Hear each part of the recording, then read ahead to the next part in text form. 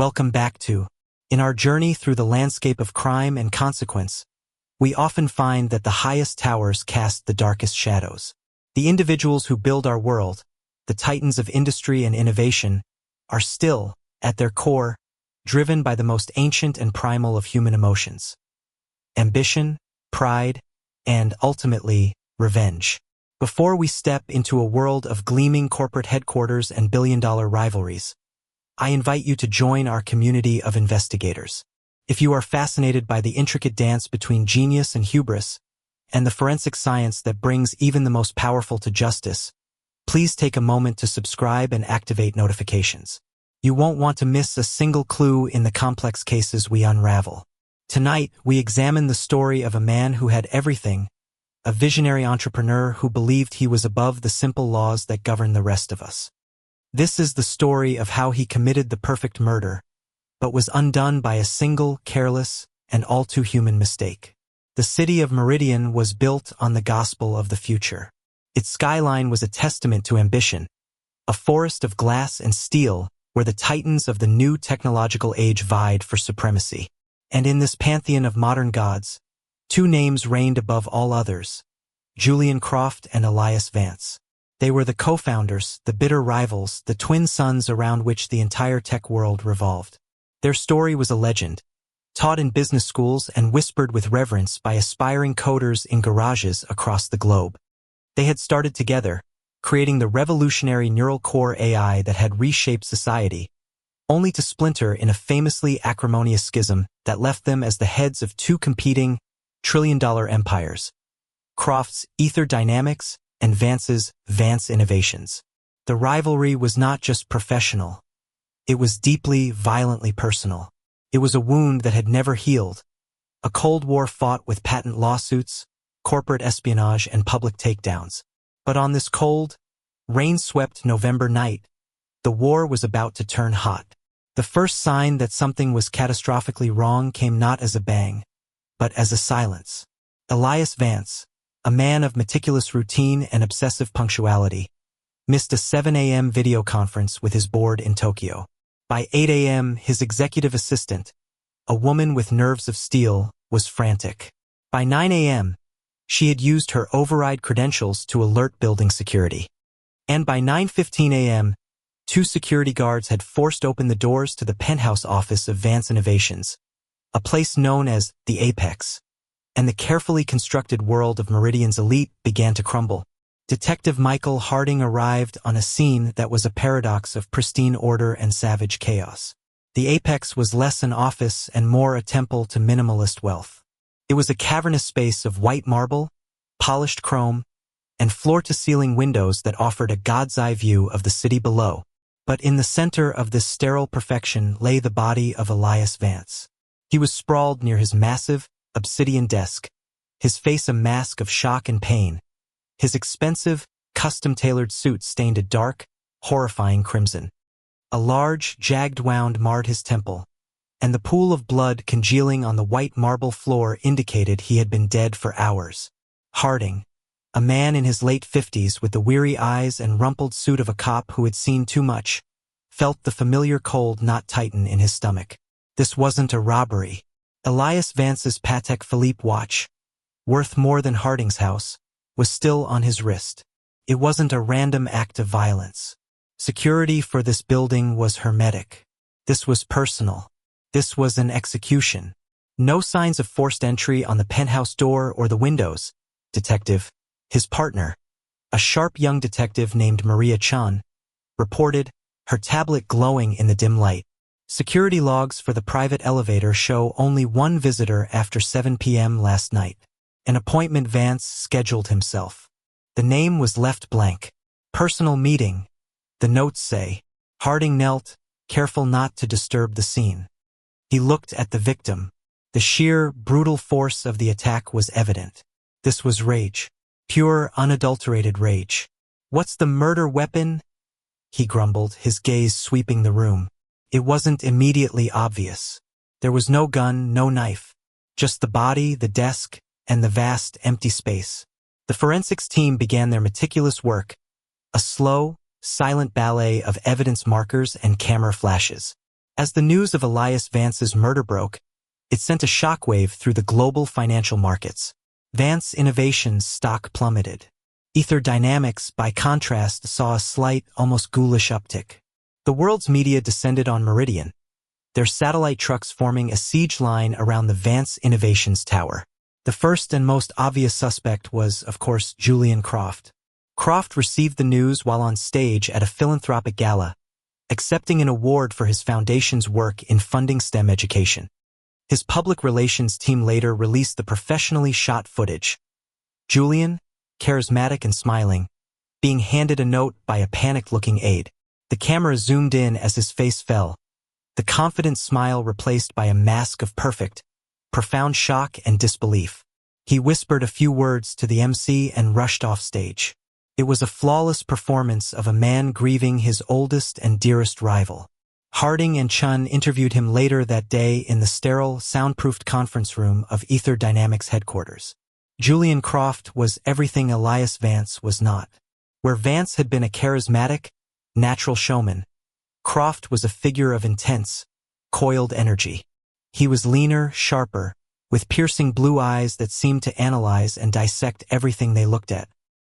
He spoke with a quiet, precise intensity, his every word chosen with the care of a surgeon selecting a scalpel.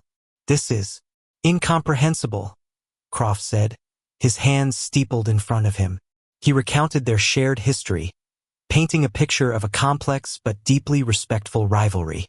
He spoke of their early days in a cramped garage, their dreams of changing the world.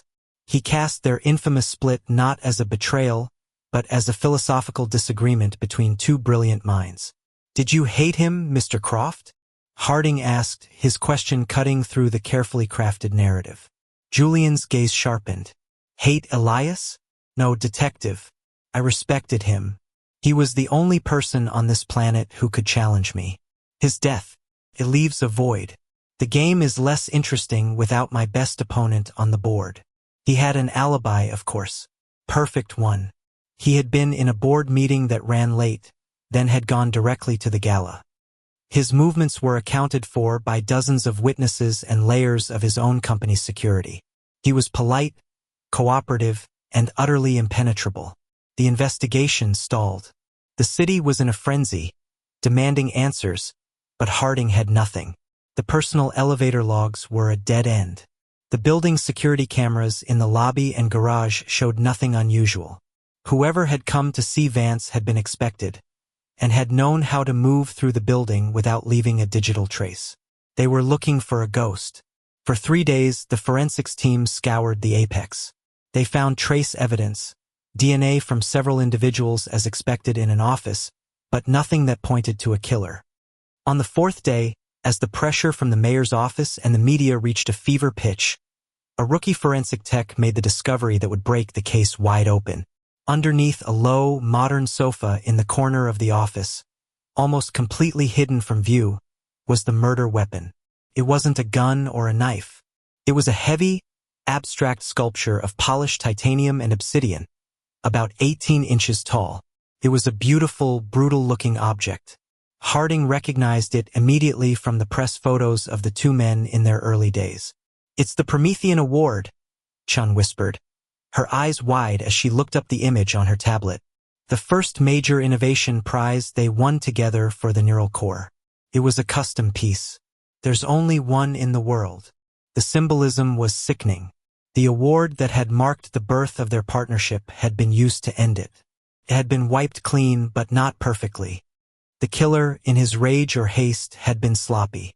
The tech, working under a high-intensity forensic light, found a single, partial, but perfectly clear fingerprint, preserved in a thin, almost invisible smear of blood on the cool, unpitying surface of the titanium. The print was carefully lifted, photographed, and rushed to the lab. The atmosphere in the precinct was electric. This was it. The single, fatal mistake. Harding stood in the middle of the bustling homicide division, a cold cup of coffee in his hand, and waited. At 2:13 a.m., his phone buzzed. It was a text from the head of the forensics lab. Contained only a single file attachment. Harding opened it. It was a 2-panel image.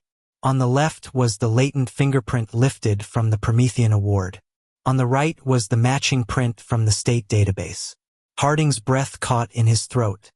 The name under the matching print, the name that had just blown a billion-dollar alibi to pieces, the name of the man who had made the single, arrogant, fatal error was Julian Croft. The confirmation of the fingerprint match was a detonation in the heart of the investigation. The name Julian Croft ricocheted through the hushed, late-night corridors of the Meridian Police Department, a name so powerful, so monolithic, that it seemed to bend the very air around it. This was no longer a murder investigation. It was a David and Goliath story, a showdown with a man who wasn't just wealthy but was a modern deity, a shaper of the world. For Detective Harding, the match was a moment of grim, cold vindication. His gut had screamed that Croft was the one, and now the science had proven it. But he knew this was not the end.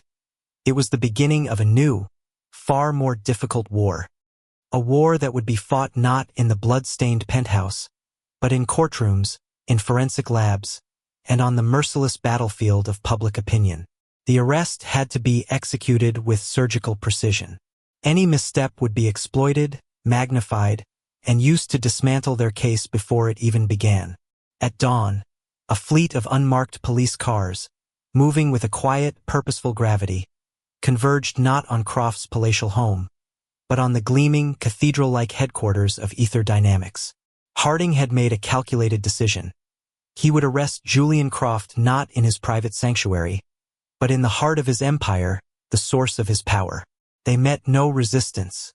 The company's private security, an army of ex-special forces soldiers, stood down on the orders of the company's legal counsel, who were already swarming the lobby. Harding and Chun rode the silent, high-speed elevator to the top floor, to Croft's personal officia space that made Elias Vance's apex look modest.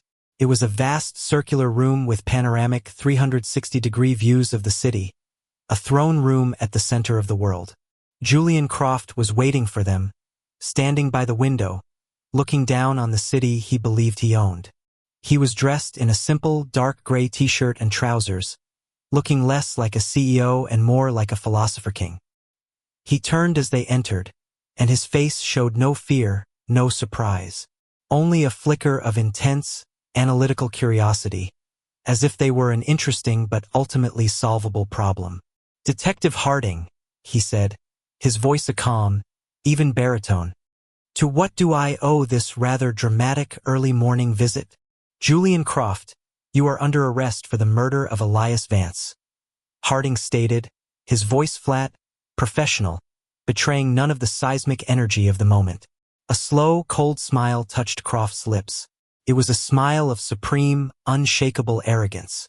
"Detective, you have made a grave mistake," he said, as Chun moved forward to place him in handcuffs. He did not resist. He simply held out his hands, his gaze still locked on Harding, his eyes filled with a mixture of pity and contempt. The news of the arrest ignited a global firestorm. It was the lead story on every news channel, the top trend on every social media platform. The image of Julian Croft, the visionary, the philanthropist, being led from his own building in handcuffs, was instantly iconic. Ether Dynamics stock went into freefall, wiping out billions of dollars of value in a matter of hours. The world was divided. Half saw a monster being brought to justice. The other half saw a hero being framed by a jealous, less talented rival's allies, or even a deep state conspiracy. The legal machine that roared to life around Julian Croft was unlike anything Harding had ever witnessed. Croft's defense was led by Beatrice the Shark Shaw, a legendary defense attorney whose fees were astronomical and whose courtroom tactics were the stuff of nightmares for prosecutors.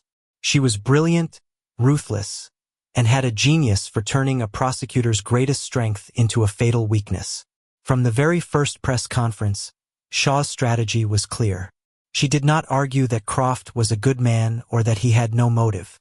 She attacked the very foundation of the police's case, the fingerprint.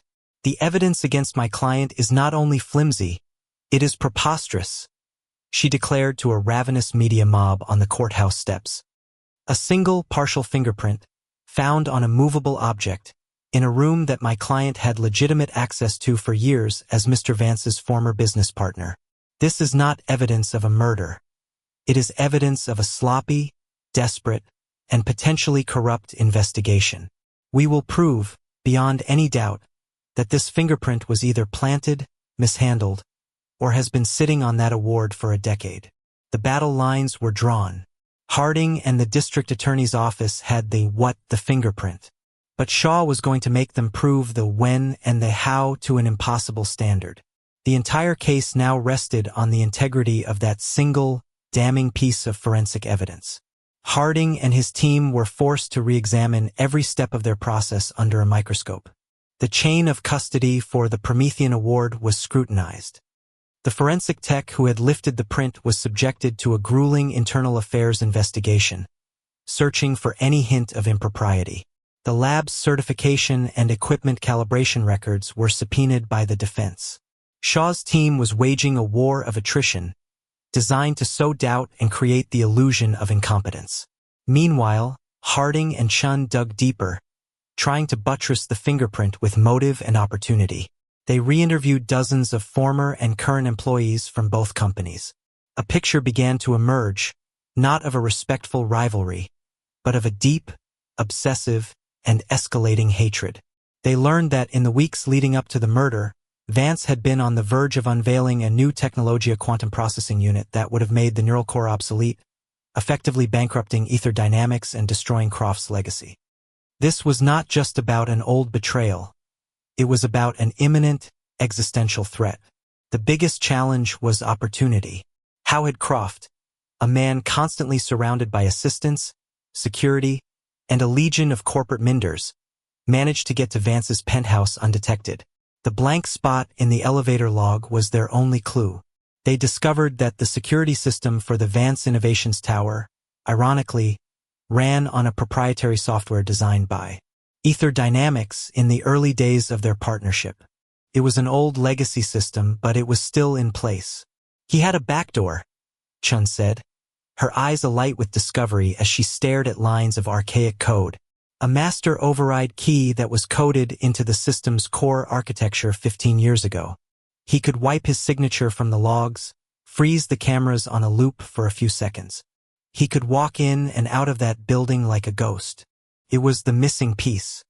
They now had the motive, the means, the opportunity, and the physical evidence. The case felt solid, ironclad. But Julian Croft, from his holding cell in a private, high-security wing of the county jail, was waging his own psychological war. He granted a single, exclusive interview to a renowned journalist. In it, he was calm, rational, and utterly convincing. He spoke of his love for Elias, his grief at his death. He painted himself as the victim of a conspiracy, a target because of his revolutionary work that threatened the old guard establishment. He was so compelling, so charismatic, that public opinion began to sway. The hashtag #FreeJulianCroft began to trend. Harding watched the interview from his cluttered desk, a sense of profound unease washing over him. He was a cop who dealt in facts, in evidence, in the tangible proof of a crime. But he was up against a man who dealt in narratives, in perception, in the manipulation of truth itself. Croft was putting the entire justice system on trial, and he was doing it with a quiet, confident smile. The defense's next move was a masterstroke of legal audacity. Beatrice Shaw filed a pretrial motion to have the fingerprint evidence completely thrown out. She claimed that, given the high-profile nature of the case and the intense pressure on the police, the possibility of evidence contamination or even deliberate planting by an unknown party was too high to guarantee her client a fair trial.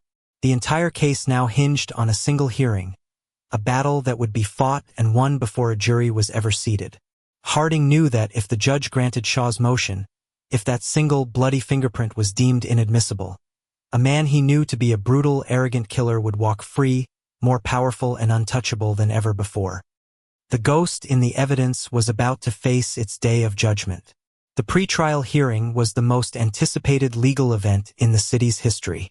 The courtroom was a pressure cooker, a silent, wood-paneled arena where the fate of Julian Croft would be decided not by a jury of his peers, but by the discerning, methodical mind of a single woman, Judge Eleanor Rios. She was a jurist known for her fierce intellect and her intolerance for theatrics. For 2 days, Beatrice Shaw and the lead prosecutor, a tenacious bulldog named Marcus Thorne, argued over the fate of a single, bloody fingerprint. Shaw was a maestro of doubt. She brought in expert witnesses who testified about the theoretical possibilities of fingerprint transference, about the statistical margins of error in AFIS matching, about the documented history of evidence mishandling in high-pressure cases. She didn't need to prove the print was planted. She only needed to convince Judge Rios that the possibility of it being tainted was reasonable enough to make it unfairly prejudicial. Thorne, in response, methodically constructed a fortress of procedure. He had the forensic tech walk the court through every painstaking step of the lifting and matching process. He presented the unbroken chain of custody logs, the lab's impeccable certification records. He called Detective Harding to the stand, who testified with quiet, unshakable confidence about the integrity of the crime scene and his team's investigation. In the end, Judge Rios made her ruling. While the defense has presented a fascinating, if highly speculative, series of theoretical possibilities, she stated, her voice cutting through the tense silence, they have failed to present a single shred of credible evidence to suggest that this specific piece of evidence was mishandled, planted, or otherwise compromised. The fingerprint is and will be admissible. The motion is denied. A collective gasp went through the courtroom. It was a staggering blow to the defense. Beatrice Shaw's face remained impassive, but Harding saw the flicker of frustration in her eyes. The case would go to trial. The trial of Julian Croft was a global spectacle. Every detail was analyzed, every witness statement broadcast around the world. The prosecution, led by Thorne, built their case brick by methodical brick. They started with the motive, calling tech analysts and former Ether Dynamics executives who testified to the existential threat posed by Vance's new quantum technology. They established opportunity, with Chun taking the stand to explain, in clear, concise language, the digital backdoor Croft had used to bypass security. And then, they presented the centerpiece of their case, the Promethean Award and the fingerprint. Shaw's cross-examinations were brutal. She tried to paint the witnesses as disgruntled former employees with an axe to grind. She tried to portray the complex digital evidence as confusing and unreliable. But the narrative was holding. The story of a brilliant man, driven to the edge by the prospect of failure and humiliation, was a powerful and believable one. Then came the defense's ultimate gamble. Against all advice, Julian Croft insisted on taking the stand in his own defense. He was magnificent. He was calm, articulate, and charismatic. He looked the jury in the eye and spoke of his love for his brother, Elias. He wept, a single perfect tear rolling down his cheek, as he described the moment he heard of his friend's death. He flatly denied the existence of any digital backdoor and claimed the talk of his company's imminent failure was nothing but sensationalist media hype. He explained the fingerprint by stating he and Elias had handled the award together just a few weeks prior, during a private, nostalgic meeting where they had discussed a potential reconciliation. It was a brilliant, almost believable lie. The trial was now balanced on a knife's edge. It was the prosecution's word against the charismatic testimony of a beloved public figure. It all came down to Thorne's cross-examination. Thorne began slowly, asking about the early days, their partnership, the creation of the neural core. He let Croft build his own narrative of brotherly love and respect. Then he changed tack. "Mr. Croft," Thorne said, his voice quiet but firm, "let's talk about the Promethean Award. A symbol of your shared genius, your partnership. It must hold a great deal of sentimental value for you." "Of course," Croft replied smoothly. "It represented the best of us." "So when you and Mr. Vance allegedly met a few weeks ago," Thorne continued, "and you both handled this award, this symbol of your bond, were you wearing gloves?" The question hung in the air. Croft's eyes narrowed slightly. "Of course not. It was a private, emotional moment." "I see," Thorne said, picking up the heavy award from the evidence table. It had been cleaned, but its presence was immense. "It's quite heavy, isn't it? Polished titanium and obsidian. A substantial object. When you held it, did you hold it like this?" Thorne gripped it near the base. "Or perhaps, like this." He shifted his grip higher up, his hand closing around the top. Croft's composure began to fray. I don't recall the specific details of how I held it. Let me help you, Thorne said, his voice rising, becoming a sharp, accusatory blade. Your fingerprint, was found here. He pointed to the very top of the award. Smudged in Elias Vance's blood. It wasn't the print of a man holding an award with reverence. It was the print of a man gripping it like a club, like a weapon. You didn't meet with him to reconcile, did you, Mr. Croft? You went there to confront him about his new technology. The technology that was about to erase you, to turn your entire life's work into a footnote. That's absurd. Croft snapped, his voice losing its calm, measured tone for the first time. Is it? Thorne thundered, stepping closer to the witness box. Is it absurd that you, a man who clawed his way up from nothing, a man obsessed with his own legacy, would be driven to rage when you found out you were about to be rendered obsolete? Elias Vance, the golden boy, was about to do it to you all over again, just like he did when he stole the patent for the neural core and left you with nothing. And there it was, the truth, the original sin of their story, finally spoken aloud in the courtroom. Julian Croft's face contorted, the mask of the calm visionary shattering into 1,000 pieces, revealing the raw, resentful, and furious man beneath. He didn't steal it, Croft roared, his voice echoing through the stunned silence of the courtroom. He didn't have the genius to steal it. He took my work, my soul, and put his smiling face on it. He was a thief, parasite. I built this world. He just lived in it. I took back what was mine. The confession, bellowed in a fit of pure, narcissistic rage, sealed his fate. The silence that followed was broken only by the sound of Beatrice Shaw slumping forward, her head in her hands. The jury took less than an hour. The verdict was guilty. The final meeting between Harding and Croft took place in a sterile holding cell before his transfer to a maximum security prison. The arrogance was gone, replaced by a cold, empty void. I have to know, Julian, Harding said, standing on the other side of the thick plexiglass. The fingerprint. A man like you, so meticulous. Why the mistake? Why did you leave it? Julian looked up, his brilliant blue eyes now dull and lifeless. He was silent for a long moment. It wasn't a mistake, he whispered, his voice hoarse. In the end, after it was done, I took off my glove. I wanted to feel it, the award, the weight of it, the thing we had made together. I wanted to feel what it felt like to finally, truly win.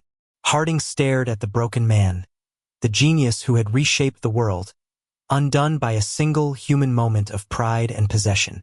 He had been so obsessed with his legacy that he had destroyed it, so desperate to win the game that he had forgotten the rules. As Harding walked away from the prison, he looked up at the Meridian skyline, at the two towering monuments to Croft's and Vance's ambition. They were just buildings now, empty shells. The gods had fallen, brought down to earth by the most ancient of sins, and proven guilty by the simplest and most undeniable of truths, the unique, indelible, and all too human trace we leave behind.